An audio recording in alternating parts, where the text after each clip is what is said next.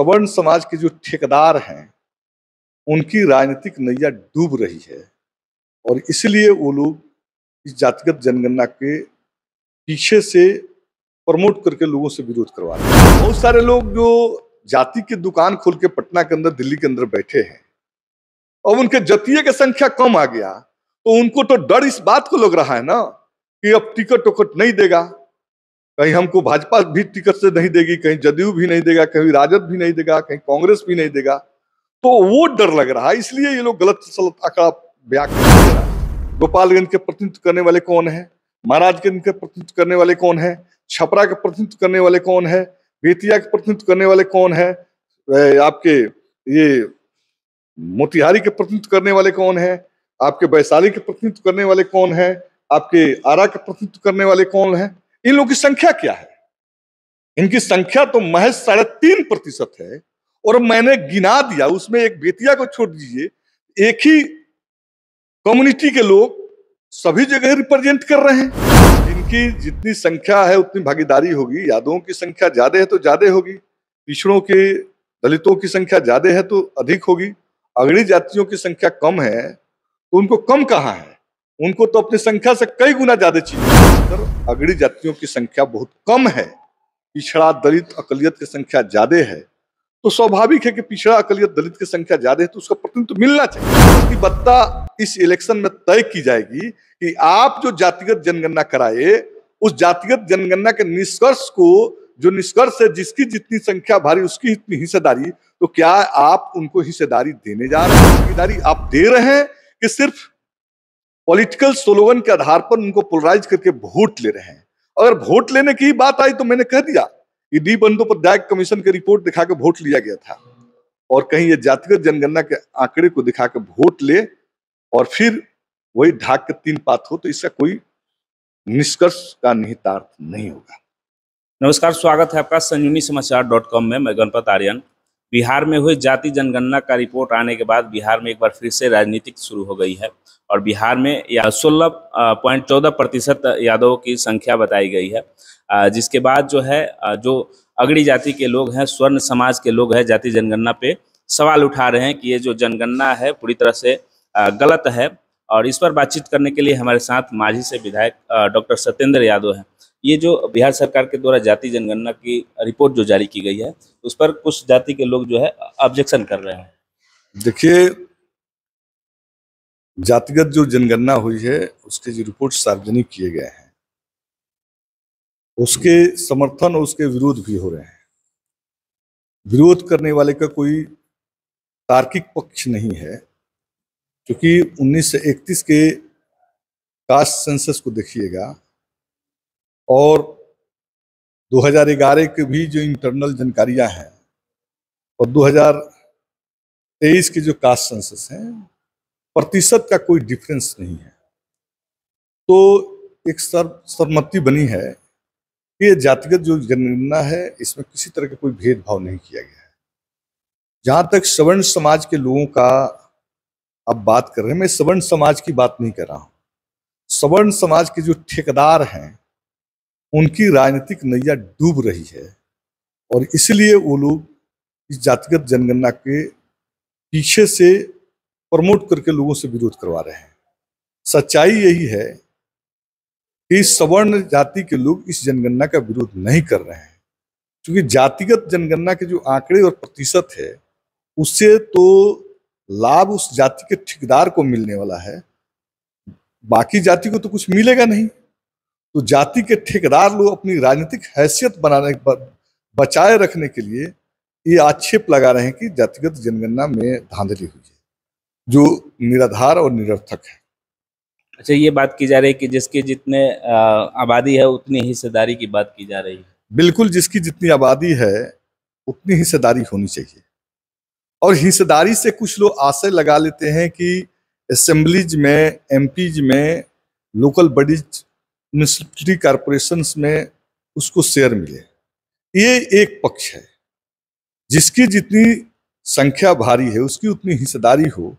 हिस्सेदारी से आशय होनी चाहिए जो उत्पादन के जो महत्वपूर्ण 3 स्रोत हैं, जमीन, इंडस्ट्रीज और सेवा का क्षेत्र, तो इन तीनों में जनसंख्या के मुताबिक उनकी भागीदारी होनी चाहिए। जब भागीदारी की बात कीजिएगा तो ये बात सही है कि जमीन का जो केंद्रीकरण है एक पक्ष के हाथों में सबसे ज्यादा है, बहुमत जनता के हाथों में जमीन का केंद्रीकरण नहीं है, उनके हाथ में जमीन नहीं है। तो ये मूलभूत जो संसाधन है जमीन, भूमि, इसका वितरण जो है, जो हाशिए पर लोग खड़े हैं उनके बीच होना चाहिए। लेकिन अब ये बात तो पिछड़ी जाति के और दलित जाति को जो स्वयंभू लीडर हैं वो ये बात नहीं कर रहे हैं। संसाधन में बंटवारे का मतलब सीधे है कि इंडस्ट्रीज, लैंड और सेवा के क्षेत्र में जो है संसाधनों को बंटवारा होना चाहिए। रिजर्वेशन के एक लिमिट दायरे हैं, सरकारी क्षेत्रों में रिजर्वेशन है, सरकारी क्षेत्रों में नौकरी है उसी में रिजर्वेशन है। आज तो बड़े पैमाने पर नौकरियां निजी क्षेत्र में है। तो सरकार के इसके बाद जो है संसद के अंदर, विधानसभा के अंदर एक प्रस्ताव लाना चाहिए कि निजी क्षेत्रों में भी आरक्षण का हम विस्तार करेंगे। तो उस पर चर्चा नहीं हो रही है। जो आप देखिएगा ये आपके व्यवसाय है, इंडस्ट्रीज है, इंडस्ट्रीज का भी जो आंकड़ा आएंगे, देश लेवल पर अगर सर्वे हो जाता तो आंकड़ा आ जाता है बिहार में इंडस्ट्रीज कब है। लेकिन जो भी इंडस्ट्रीज है अगड़ी जातियों के हाथ में है, पूंजी उन्हीं के हाथ में, तो स्वाभाविक है कि उस पर वर्चस्व उनका होगा।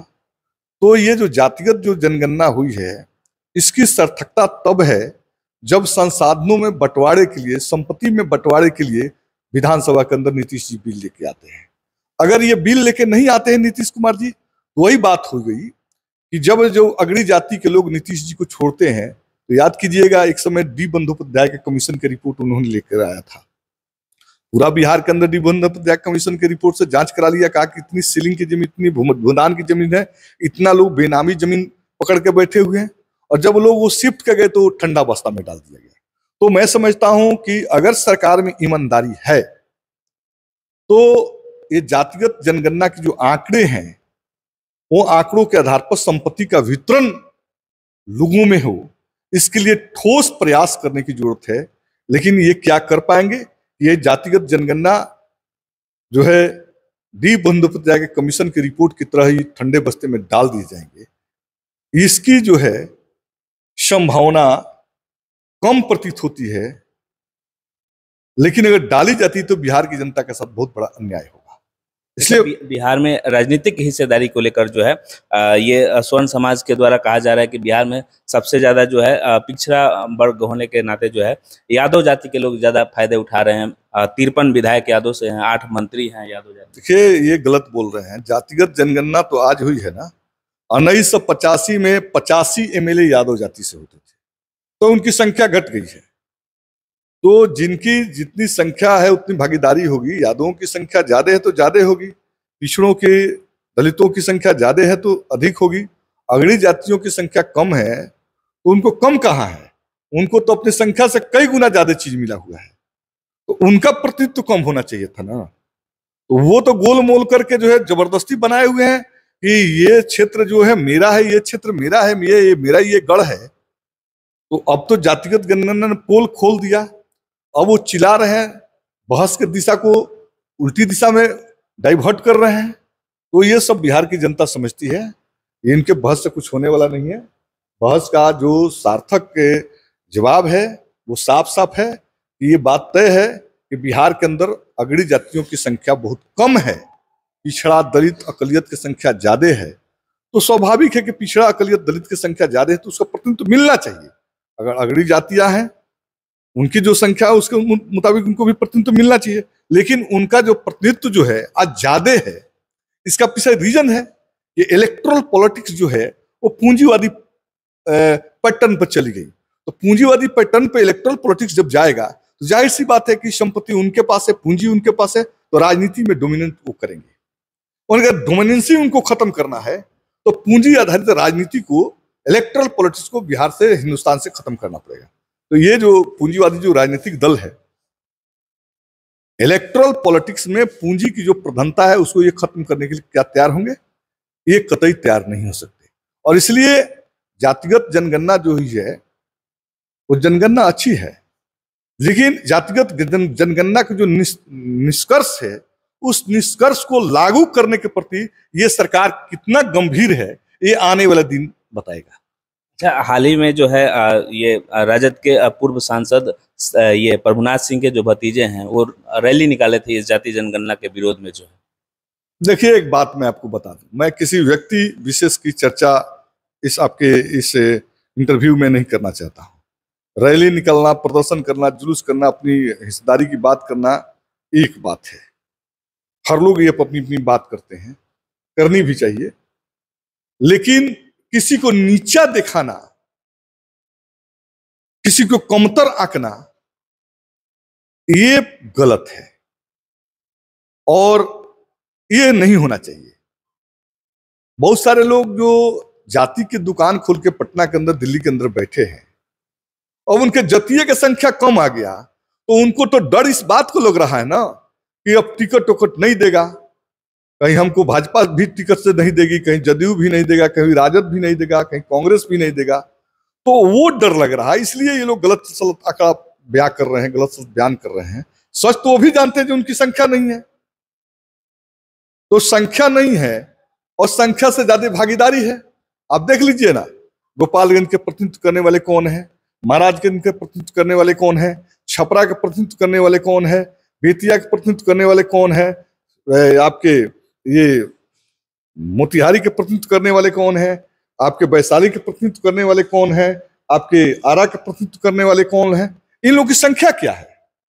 इनकी संख्या तो महज 3.5% है और मैंने गिना दिया, उसमें एक बेतिया को छोड़ दीजिए, एक ही कम्युनिटी के लोग सभी जगह रिप्रेजेंट कर रहे हैं और उसके पीछे जो लाइनिंग है वो कहते हैं कि अगल बगल में जो बच गए वो कहते हैं कि नहीं हमारा ये है, हमारा ये है।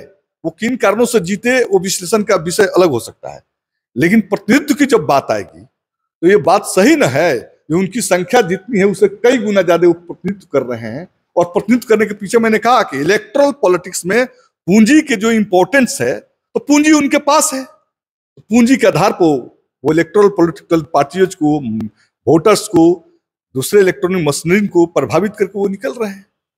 इसीलिए राजनीतिक दल जो जातिगत जनगणना के पक्ष में है और जो दलित और महादलित, पिछड़ा, अकलियत के हिमायत में लोग खड़े होने की बात करते हैं, उनकी प्रतिबद्धता इस इलेक्शन में तय की जाएगी कि आप जो जातिगत जनगणना कराए, उस जातिगत जनगणना के निष्कर्ष को, जो निष्कर्ष है जिसकी जितनी संख्या भारी उसकी इतनी हिस्सेदारी, तो क्या आप उनको हिस्सेदारी देने जा रहे हैं? 63% पिछड़ा, 19% जो है अनुसूचित जनजाति जाति और 17% अकलियत के लोग को क्या इलेक्टोरल पॉलिटिक्स में उनको अनुपात में उनको भागीदारी आप दे रहे हैं कि सिर्फ पॉलिटिकल स्लोगन के आधार पर उनको पोलराइज करके वोट ले रहे हैं? अगर वोट लेने की बात आई तो मैंने कह दिया कि डी बंदोपाध्याय कमीशन की रिपोर्ट दिखा के वोट लिया गया था और कहीं ये जातिगत जनगणना के आंकड़े को दिखा के वोट ले और फिर वही ढाक के 3 पात हो, तो इसका कोई निष्कर्ष का निहितार्थ नहीं होगा। क्या आने वाले चुनाव में जो जिसकी जितनी संख्या उतनी हिस्सेदारी होगी? एकदम होनी चाहिए, एकदम होनी चाहिए, क्योंकि जिसकी जितनी संख्या है उसकी इलेक्टोरल पॉलिटिक्स में उतनी भागीदारी होनी चाहिए, जमीन में उतनी भागीदारी होनी चाहिए, नौकरी में उतनी भागीदारी होनी चाहिए, व्यवसाय में उनकी भागीदारी होनी चाहिए और सुप्रीम कोर्ट, हाई कोर्ट में भी उनकी उतनी भागीदारी होनी चाहिए।